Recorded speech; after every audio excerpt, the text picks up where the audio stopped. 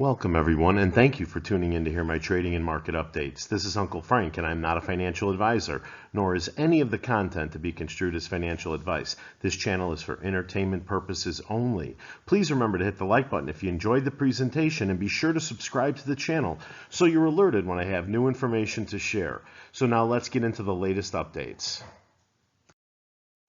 Hey, welcome back everyone. Stocks edge higher to start big week.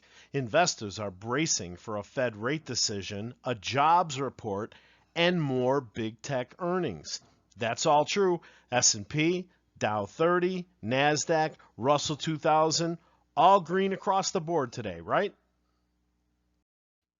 When it comes to AMC, straight down from the bell. Got to a low of 296 but closed at 3.03, down 38 cents or 11.14%. Main competitor Cinemark, subject to the same exact headlines as AMC, closed down 11 cents or 17.54. That's only a loss of 0.62%. I wonder if anyone can explain this huge disparity. But the real action begins tomorrow. Tuesday, April 30th, the new DTCC rule goes into effect. I'll have more on that later in this presentation. Amazon earnings after the bell. Then Wednesday, May 1st, the U.S. government may drop a liquidity stimulus bomb into the markets and the economy. And that's, of course, the same day we get the rate decision from the Fed. But we'll be looking for the forward comments as no one expects any rate movement. Then on Thursday, May 2nd, we get Apple's earnings. Anything big tech can move the markets. Friday, May 3rd, is going to be all about employment figures. And then next Wednesday, May 8th, AMC will report its full results for the first quarter ending March 31st of this year after the market closes. Do you guys remember the firm that Adam Aron was senior operating partner of for 9 years just before he joined AMC to milk it for all he could? Well, they're back in the news. Apollo accused in lawsuit of illegal human life wagering scheme. From the article, Apollo Global Management bet on the longevity of senior citizens by acquiring illegal life insurance policies and funneling the payouts through shell entities, according to a new lawsuit. The private equity giant allegedly set up a web of sham trusts using a secret affiliate called Financial Credit Investment to hold a portfolio of stranger-originated life insurance policies worth roughly $20 billion.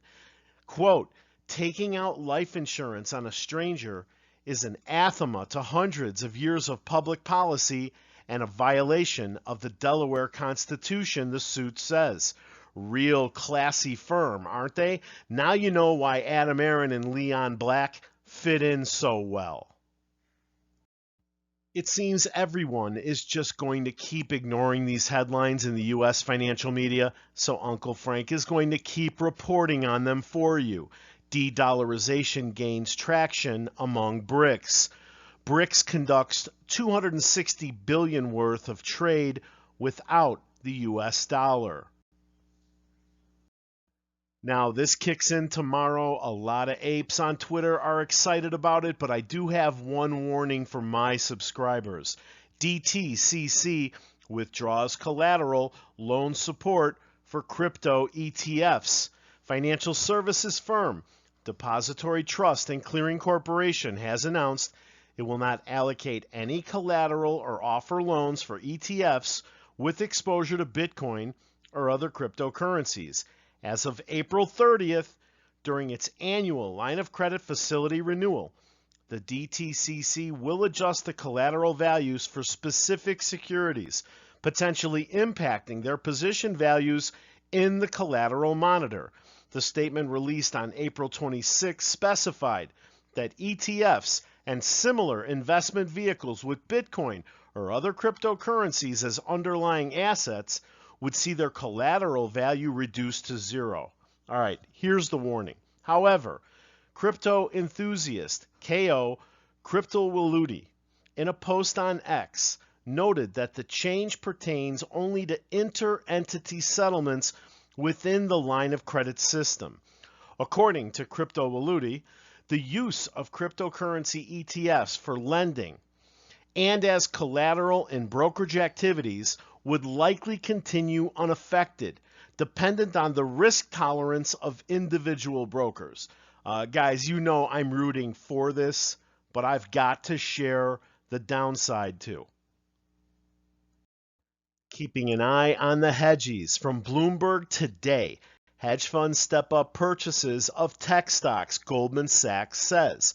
Funds net buying of U.S. stocks picked up in the latest week.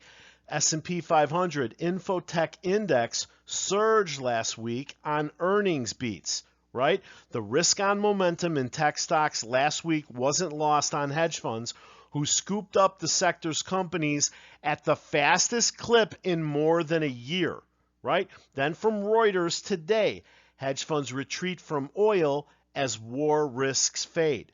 All right, so the hedges are back to long on tech and bailing on oil. You know what to do. Root for a sell-off in tech.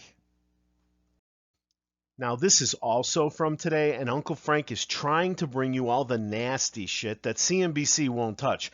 This is from Finimize, the little-known hedge fund trade that's got regulators feeling nervous. From the article, hedge funds use the basis trade to cleverly snag some profit out of the price gaps between Treasury bond futures and cash bonds, typically using a hefty dose of borrowed cash to boost their buying power.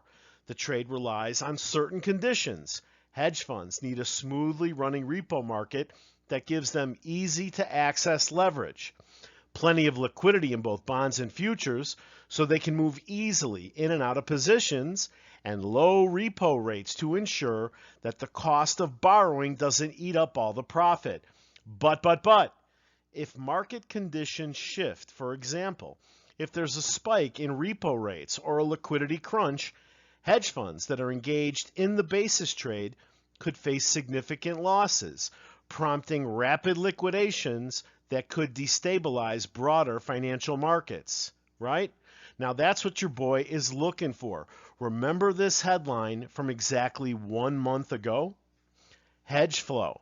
Hedge funds ramp up leverage to near record highs to juice returns.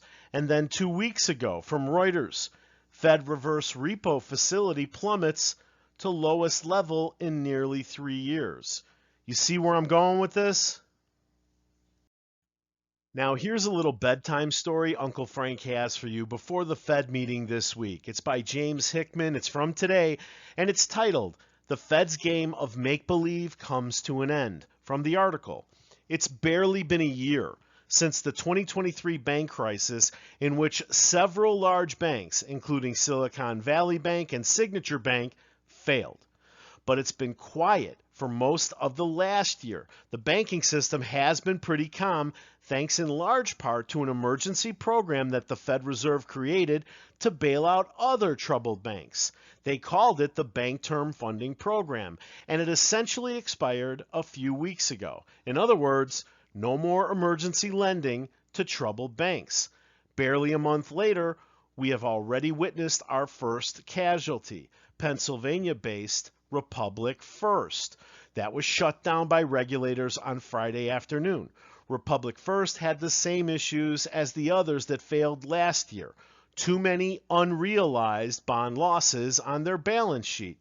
Just like SVB, Signature Bank, etc. last year, Republic First had used their customers' deposits to buy U.S. Treasury bonds in 21 and 22, back when bond prices were at all-time highs. By early 2023, the situation had reversed. Bond prices had plummeted, even supposedly safe and stable U.S. Treasury bonds had fallen substantially in price, and banks were sitting on huge losses. Remember that bond prices fall when interest rates rise. So when the Fed jacked up interest rates from 0% to 5% in an attempt to control inflation, they were simultaneously creating huge losses in the bond market, which also meant huge losses for banks. SVB was just the tip of the iceberg. Plenty of other banks, including Bank of America, had racked up enormous bond losses. In fact, the total unrealized losses in the banking sector last year amounted to a whopping $620 billion. The Fed knew they had an enormous problem on their hands, so they created this bank term funding program, which was basically a giant game of make-believe. Through the BTFP, banks were allowed to borrow money from the Fed using their cratering bond portfolios as collateral. But instead of valuing the bonds at the actual market price, everyone simply pretended that the bonds were still worth 100 cents on the dollar. In other words, the bank just made up prices for their assets, and the Fed allowed them to do it. It's ironic that a certain former president is on trial in New York City for inflating the value of his assets, even though banks were inflating the value of their bonds through the BTFP. The Fed managed to prevent any further embarrassing bank failures last year by sprinkling this magical fairy dust across the banking system. But now that the BTFP has expired, it has become obvious that problems in the banking system haven't gone away. Republic's first failure a few days ago is just one symptom. Think about it. Bond prices are still down because interest rates remain much higher than they were in 21 and 22. Banks are still sitting on massive unrealized losses. And now that the Fed has stopped playing make-believe, the bank failures have started up again. It's not to say that all banks are in terrible shape. Some banks wisely used the last 12 months to get their financial houses in order. Unfortunately, most didn't, which is why there's still more than $500 billion in unrealized losses in the U.S. banking system. This means that Republic First probably won't be the only failure unless the Fed steps in with the magical fairy dust again. Also bear in mind that losses from their U.S. Treasury portfolios aren't the only problem in the banking system. For example, plenty of banks are sitting on huge potential losses from loans they made on office properties. I don't think the scope of this problem is anywhere near the 2008 financial crisis, which brought down some of the world's largest banks, not even close. But the reality is that there are still a lot of banks with a lot of unrealized losses. And let's not forget securities sold yet not purchased. And the biggest one of all happens to be the Fed Reserve. According to its own financial statements just released last month, the Fed's total unrealized losses are almost $1 trillion, $948.4 billion to be more precise. And the vast majority of those unrealized losses come from U.S. Treasuries. So just like Silicon Valley Bank, Signature, First Republic, and now Republic First, the Fed Reserve has rendered itself completely insolvent. In fact, total Fed Reserve capital is just $51 billion versus $948 billion in losses. This means the Fed is insolvent 19 times over. Think about that. The largest, most important central bank in the world, the steward of the global reserve currency, is completely insolvent on a mark-to-market basis. You'd think that would be front page news, but no one ever talks about it. No one even wants to talk about it. Of course, plenty of people will insist that it doesn't matter, just like they insist that the national debt doesn't matter. But this is yet more absurd fantasy. Just look at the facts. The FDIC published reports show more than $500 billion in unrealized losses in the U.S. banking sector. The Fed Reserve, which in theory could bail out the banking sector, is itself insolvent by $900 billion. The U.S. government, which would bail out the Fed, is insolvent by more than $50 trillion. It's just debt on top of debt on top of debt. Losses on top of losses on top of losses. Just like the BTFP, everyone wants to play a giant game of make-believe and pretend that the Fed's solvency is not a problem, that the U.S. government's enormous debt is not a problem. On the contrary, They're huge challenges, and the ultimate consequence is going to be the loss of the US dollar as the global reserve currency. Hey, I want to thank you for watching, and please remember to hit the like button after this slide if you enjoyed the presentation. Subscribe to the channel and set the alert so you're notified when I have new information to share. See you at the bell.